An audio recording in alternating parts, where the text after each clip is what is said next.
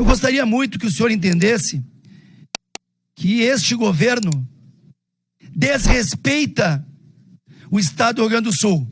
Como o deputado Zuco usou o tempo de liderança mais o tempo de autor de requerimento, o senhor tem a palavra por 10 minutos. Perfeito.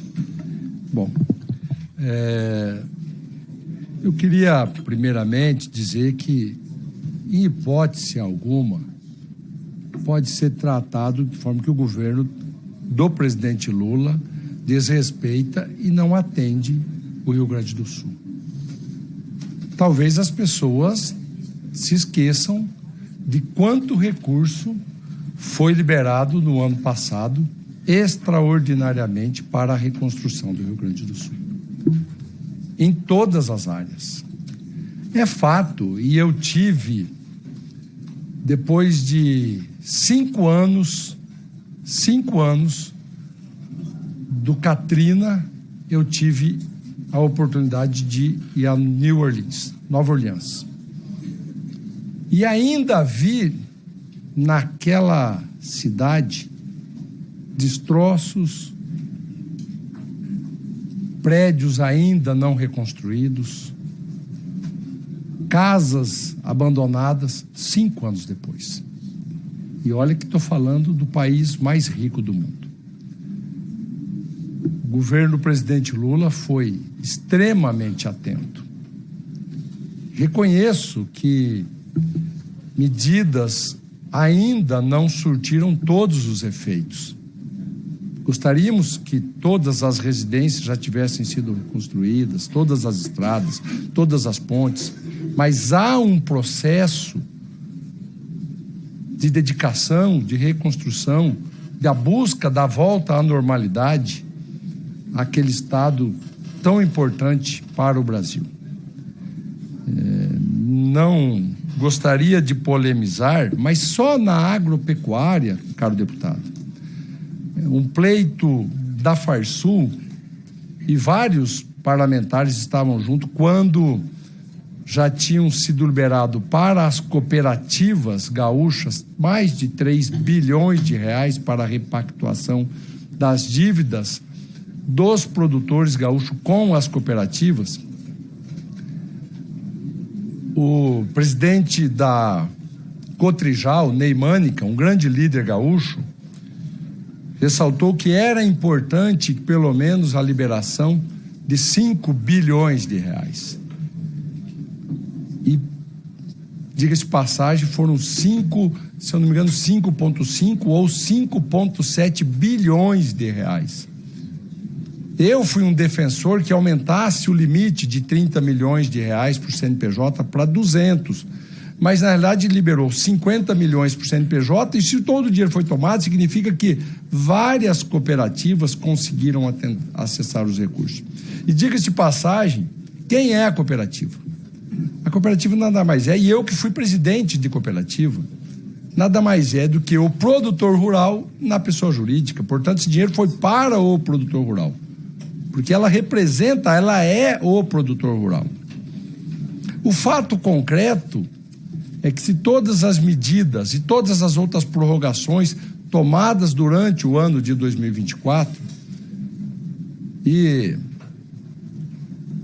precisassem de aperfeiçoamento de medidas, de ampliação de medidas, o fato real é que tivemos outro intempério climático, outra seca no Rio Grande do Sul, o que agrava ainda mais. E o governo não está insensível a este momento que vive o Rio Grande do Sul. Eu quero trazer ao contexto a fala, e eu estava presente, e o Afonso reagiu, quando o assessor especial do gabinete do ministro, Carlos Augustinho, se referiu ao: se tiver outro problema, nós temos que fechar o Rio Grande do Sul. O contexto, deputado, não foi pejorativo, até porque é um gaúcho que se dedica muito, apesar de estar muito, já lá há muitos anos no Mato Grosso, tem toda a família dele, ele é de Passo Fundo, e eu sei o sentimento que ele tem, e eu reconheço o quanto, inclusive hoje, ele me falando que está trabalhando medidas para a adequação da agropecuária do Rio Grande do Sul, buscando recursos, funding, para fomentar mais investimentos. O que ele quis dizer, e talvez foi mal interpretado, ou se expressou direito, é que não é que precisa fechar porque não tem solução, é porque o povo gaúcho não aguenta mais, em consonância com o que o senhor está dizendo. Não aguenta mais. Porque são vários anos seguidos de intempéries climáticos. Ninguém tem a insensibilidade de não reconhecer isso. Portanto, em hipótese alguma, eu demitiria uma pessoa que está trabalhando exatamente para construir. Então, a solução. E talvez a forma de se expressar, e foi com você que ele se referiu. Eu estou falando por ele, porque é exatamente isso que ele quis dizer. É que não aguenta mais, tem que fechar se não tiver solução. Tá certo? Eu acho que não precisa criar polêmica, não. Não é por isso, não. Trazer ele aqui para ficar debatendo, para fazer campanha política, é achar solução para o Rio Grande do Sul. Não é que vem aqui ficar batendo boca, quis dizer isso, quis dizer aquilo, gente. É trabalhar pelo Rio Grande do Sul. É buscar soluções. Neste período, e textualmente, o senhor leu com precisão, com aspas, a minha manifestação ao fim daquela reunião, e já lhe respondendo, então, o questionamento, por que não votou o CMN? Porque precisou criar o orçamento necessário para esta prorrogação. E ontem, eram quase 21 horas, na presença do senador Luiz Carlos Reis e na presença do deputado Marcon, lá no Ministério da Agricultura, 21 horas, nós estávamos falando com o Ministério do Planejamento, finalizou-se o processo, que não é só os 136 milhões, é verdade.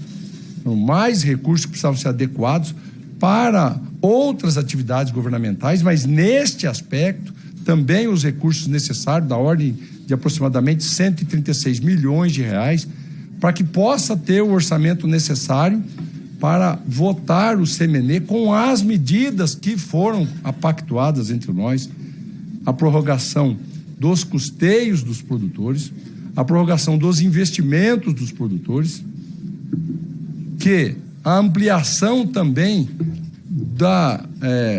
do percentual necessário para a instituição financeira, que ultrapassa os 8% estabelecidos no Manual do Crédito Rural. E especificamente tem uma instituição financeira que precisa, que é o Banrisul, porque é um banco regional que atende, e é o que mais atende o produtor gaúcho, e portanto o 8% não é suficiente, e está construído nesta proposta do CMN, aonde a ideia, depois de achar do fundo, é ainda hoje trabalhar para que possa, o texto já está construído.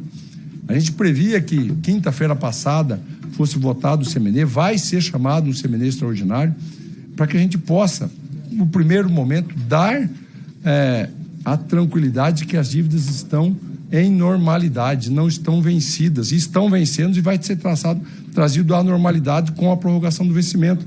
Mas é fato também que a simples prorrogação não vai resolver o problema.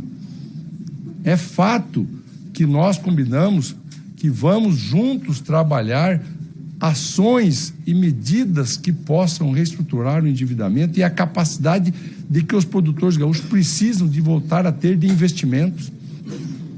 E por isso, numa segunda reunião que o senhor não estava presente, mas estava na presença do governador do estado e alguns parlamentares, nós combinamos que um pequeno grupo, para não virar debate, um membro da Farsul, Antônio da Luz, convidado, um membro do governo do estado, economista oferecido pelo governo do estado do Rio Grande do Sul, um membro do Ministério da Agricultura e, se eu não me engano, mais um membro sugerido pelo deputado Alceu Moreira, se eu não me engano, esse é o único.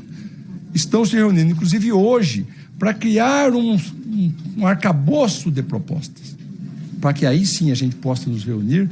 Essa precisa disso, essa precisa daquilo. Eu defendo que a gente trabalhe, além das linhas de prorrogação, também a oportunidade de acesso a novos investimentos para recuperação de solo, para fosfatagem, calcário, barragens, irrigação. Mas como vamos oferecer linha de crédito se o produtor está endividado e não está tendo nem capacidade de pagamento, como ele vai ter para fazer novas dívidas? Precisamos estruturar, na minha avaliação, um fundo de aval, com a presença do Estado, tal qual já foi feito no período da pandemia, acreditar no cidadão. Então, deputado Zucco, leve a mensagem verdadeira, sincera, de que o governo é sensível à causa, sim, do Rio Grande do Sul, está trabalhando, sim, para dar as respostas, e juntos, todos, porque não é algo simples, vamos encontrar a solução para a agropecuária gaúcha. Era isso.